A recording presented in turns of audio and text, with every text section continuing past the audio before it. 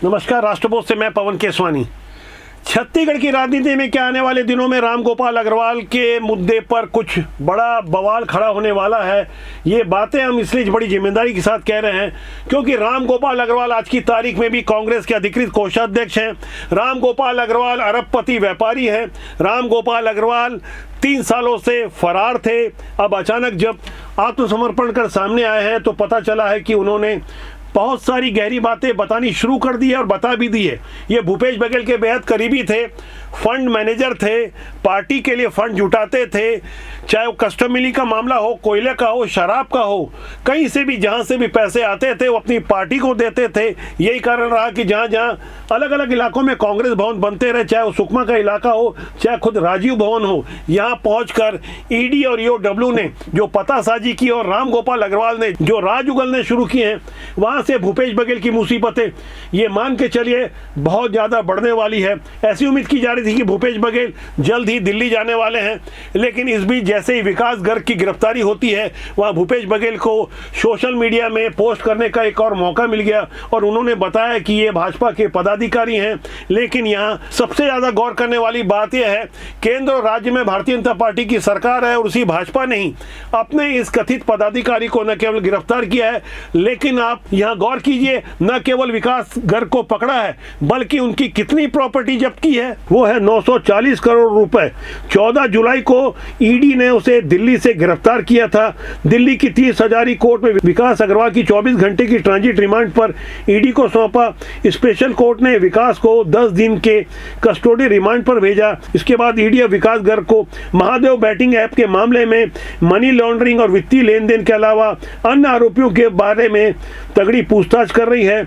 इसे 24 जुलाई को दोबारा कोर्ट में पेश किया जाएगा। इससे पहले कुछ और चेहरे बेनकाब हों, भूपेश बघेल ने सोशल मीडिया में भाजपा के विरुद्ध गंभीर आरोप लगा दिया और यह बताया कि विकास गर्ग को 1200 करोड़ रुपए के ज्यादा के लेन देन के मामले में गिरफ्तार किया गया है। यानी यहाँ तो गजब ही हो गया, जिसके दामन खुद दागदार हो वही अब आरोप भी लगा रहा है। इसे ही तो मजा हुआ पॉलिटिशियन कहते हैं। क्या वो तारीख भूल गए भूपेश बघेल? 26 मार्च 2025 को जब सीबीआई ने उनके ठिकाने पर इसी महादेव सट्टा वाले मामले में छापेमारी की थी, क्या भूपेश बघेल वो मार्च 2024 की तारीख भूल गए जब उनके विरुद्ध ईओडब्ल्यू ने एफआईआर दर्ज किया था?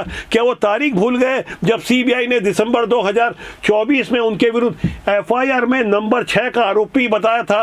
भूपेश बघेल के विरुद्ध प्रोटेक्शन मनी या एक्सटॉर्शन मनी का आरोप लगा था। एक सूबे का मुख्यमंत्री रहते हुए भूपेश बघेल ये सब कर रहे थे, ये आरोप पत्र बता रहे हैं। लेकिन अब भूपेश बघेल आरोप लगा रहे कि भाजपा का कोई कथित कार्यकर्ता पकड़ा गया है जिसे भाजपा की सरकार ने ही पकड़ा है, इसलिए क्या आरोपों से मुक्त हो गए?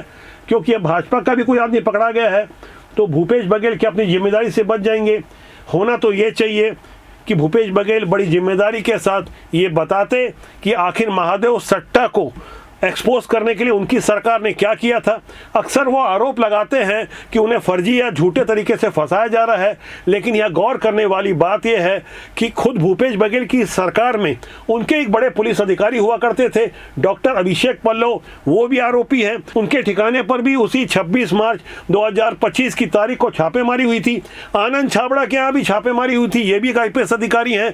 इसके अलावा आरिफ शेख और प्रशांत अग्रवाल, इनके ऊपर तो बेहद गंभीर आरोप है कि प्रशांत अग्रवाल ने अपने भिलाई के किसी रिश्तेदार केजरीवाल के औद्योगिक कारोबार में कोई निवेश किया है, बहुत तगड़ा निवेश किया है। इसकी पतासाजी करने के लिए ईओडब्ल्यू ने केजरीवाल के ठिकाने पर छापेमारी की थी।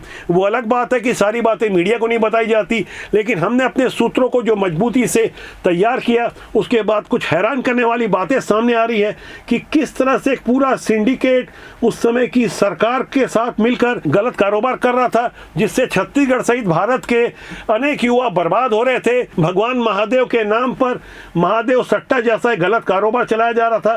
सौरभ चंद्राकर, रवि उप्पल, ये सभी भिलाई के थे, उसी भिलाई के जहां भूपेश बघेल का घर है, भूपेश बघेल के मुख्यमंत्री रहते।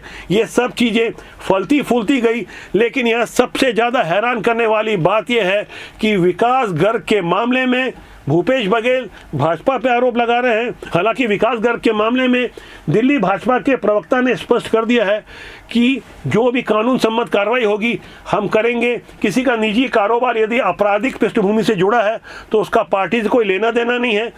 ये बातें कहने सुनने में अच्छी लगती है, लेकिन हमें समझना होगा कि राजनीतिक दलों में शामिल ऐसे अपराधी निश्चित रूप से बेनकाब होने चाहिए और राजनीतिक दलों को भी चाहिए कि ऐसे लोगों को चिन्हित करें जो राजनीतिक दल की आड़ में अपना गलत कारोबार संचालित करते हैं।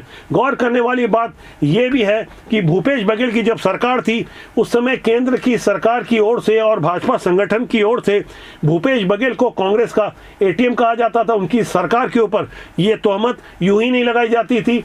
कई तरह के घोटाले जब सामने आए तो फिलहाल महादेव सट्टा वाले मामले में यह समझना होगा कि अभी फिलहाल महादेव सट्टा का प्रमुख कर्ता धर्ता सौरभ चंद्राकर ओमान में पकड़ा गया है। लेकिन सौरभ चंद्राकर की गिरफ्तारी को लेकर भारतीय जांच एजेंसियों को अब यह लगने लगा है कि सौरभ ने जानबूझकर खुद को गिरफ्तार करवाया ताकि 3-4 सालों तक वो ओमान में ही रहे।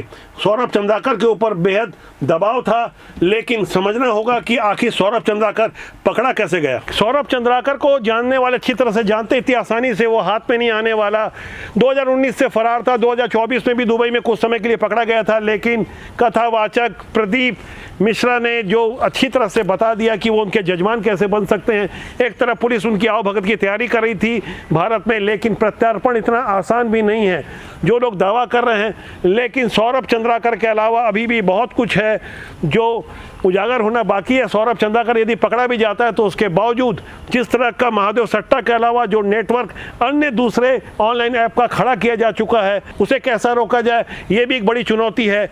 लेकिन इसकी जड़ें कहीं ना कहीं भूपेश बघेल उनकी सरकार से जुड़े हुए लोगों से जुड़ी हुई है।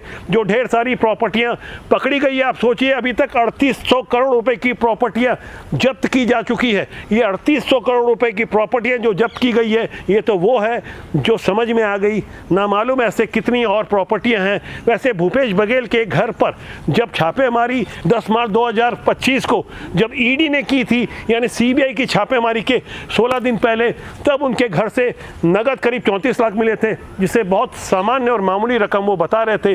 भूपेश बघेल जैसे लोगों के लिए ये मामूली रकम हो सकती है, क्योंकि चंद्रभूषण वर्मा जैसे पुलिस के छोटे छोटे अधिकारी जो एएसआई स्तर के थे, किस तरह से वो पैसों का लेन देन करते थे, ये सारी बातें आरोप पत्र में उजागर हो चुकी है। भूपेश बघेल के अपने करीबी कई लोग जेल जा चुके हैं। फिलहाल राम गोपाल अग्रवाल ने जो राज उगले हैं वो जब तक सामने नहीं आ जाते तब भूपेश बघेल की राहत की बात है। लेकिन हमारे सूत्र बता रहे हैं कि आने वाले दिन यकीन मानकर चलिए भूपेश बघेल के लिए आसान नहीं होने वाले। वो गिरफ्तार होंगे या नहीं हम भविष्यवक्ता नहीं हैं, लेकिन संभावनाएं बता रही है कि वो आरोपी भी हैं, एक मामले में नहीं बल्कि कई मामलों में। फिलहाल महादेव सट्टे वाले मामले में वो अब पहले की तरह राहत नहीं पा सकते। फिलहाल देखना होगा आगे आगे होता है क्या। राजनीति की जब ऐसी तस्वीरें हम दिखाते हैं तो लोग राजनीति में आने से कहीं ना कहीं बचते होंगे। सामान्य लोगों को चाहिए कि वो अच्छा सोचें, सकारात्मक दृष्टिकोण रखें, क्योंकि राजनीति बुरी नहीं होती, उस पर काम करने वाले लोग कुछ इस तरह के बुरे होते हैं। कोशिश कीजिए अच्छे लोग राजनीति में आएँ, गंदगी अपने आप साफ़ हो जाएगी। आप कोशिश करेंगे ईमानदारी से तो सफलता ज़रूर मिलेगी, क्योंकि दिल से ईमानदारी से कोशिश करने वालों की हार नहीं होती। क्या ख्याल है आपका इस बारे में? कमेंट जरूर कीजिएगा। नमस्कार।